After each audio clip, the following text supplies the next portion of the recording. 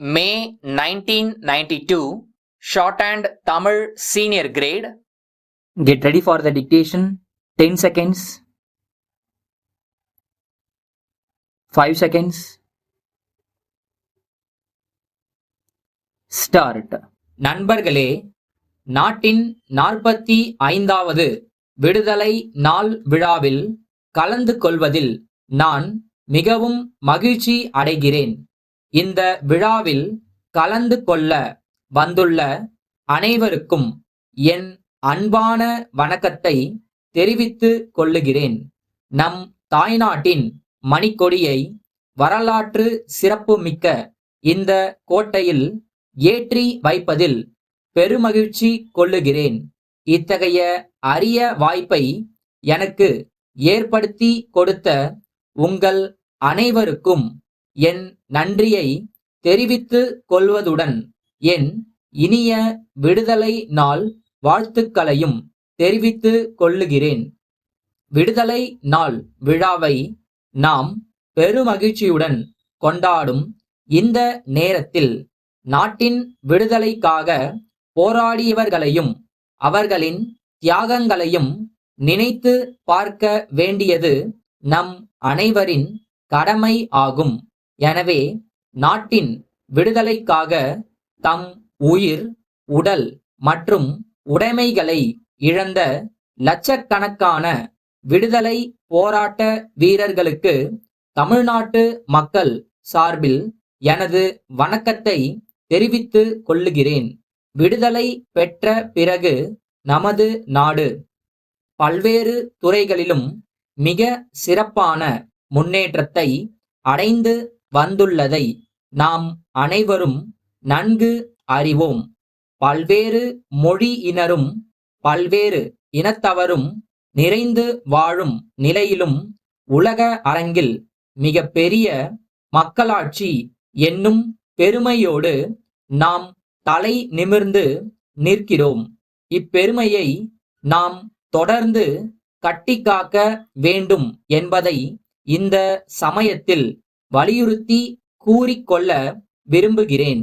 இந்த அரசாங்கம் மாநிலத்தின் முன்னேற்றத்திற்கும் வளர்ச்சிக்கும் வேண்டிய பல்வேறு திட்டங்களை தீட்டி அவைகளை சிறந்த முறையில் செயல்படுத்த மிகுந்த ஆர்வம் கொண்டுள்ளது என்பதையும் நீங்கள் அனைவரும் அறிவீர்கள்.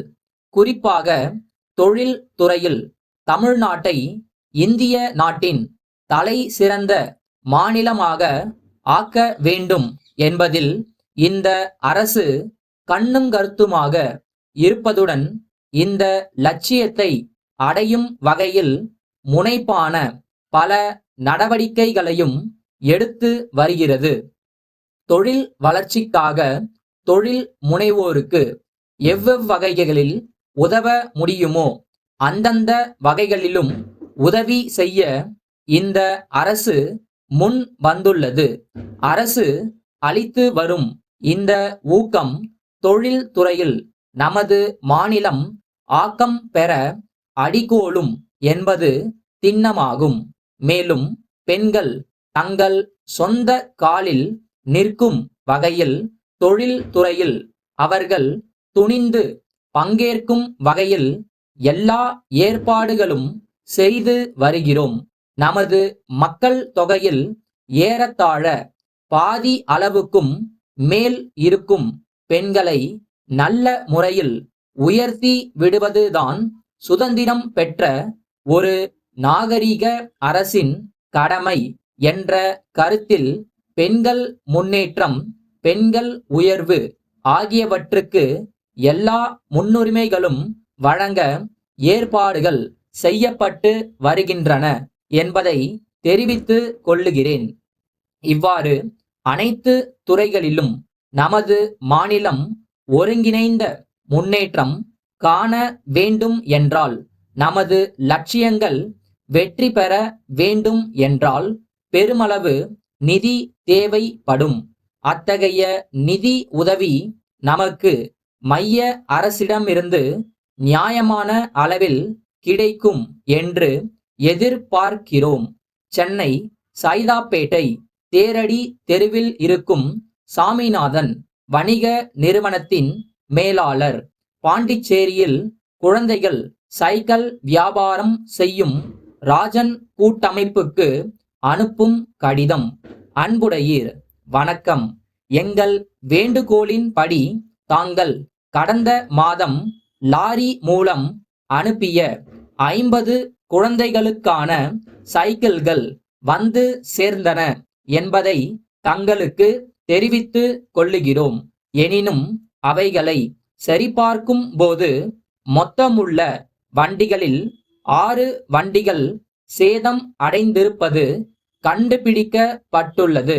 நாங்கள் தங்களிடம் நேரிலும் கடிதம் மூலமாகவும் சரக்குகள் நல்ல நிலையில் அனுப்பி வைக்கப்பட வேண்டும் என்றும் அவற்றின் தரம் சிறந்த முறையில் இருக்க வேண்டுமென்றும் தெரிவித்திருந்தும் சரக்குகளுக்கு சேதம் ஏற்பட்ட நிலையில் உள்ளதை கண்டு நாங்கள் மிகவும் வருந்துகிறோம்.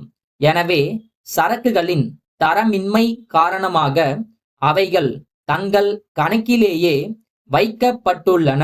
மேற்கண்ட குறைபாடு பற்றி தங்கள் பதில் கிடைத்த பின்னரே மேற்கொண்டு நடவடிக்கைகளை மேற்கொள்ள முடியும். நமது நீண்ட கால வியாபார தொடர்பு நல்ல முறையில் தொடர்ந்து நீடிக்க வேண்டும் என்பதை நினைவில் கொண்டு உடனடியாக பதில் எழுத கோருகிறோம். தங்கள் நம்பிக்கையுள்ள